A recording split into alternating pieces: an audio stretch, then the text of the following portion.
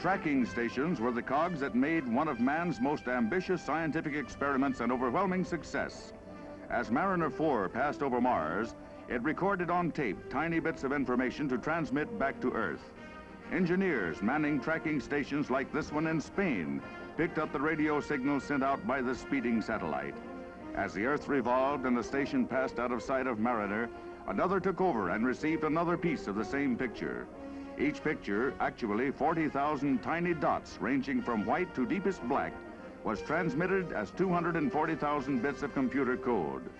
Because of the great distance, 135 million miles in space, the signals reaching the tracking station were no stronger than 1/1000th of a watt. These had to be amplified 1,000 times to be recorded. From tracking stations, the first pictures were transmitted to California headquarters by teletype.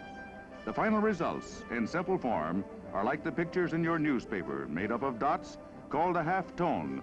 They can show each gradation of light and shadow.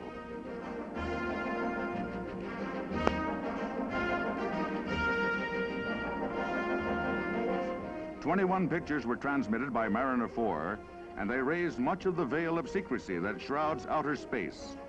As the computers continued to receive pictures, experts began to evaluate the results, and they came to some conclusions that threw a new light on the planet. The pictures show that Mars is pocked by craters caused by crashing asteroids and space debris. What surprised scientists is that even the most ancient are still visible. They conclude from this that there has been no water erosion on the planet. And with no water, there is, of course, no support for even plant life. However, like all true scientists, they refuse to commit themselves pending further study.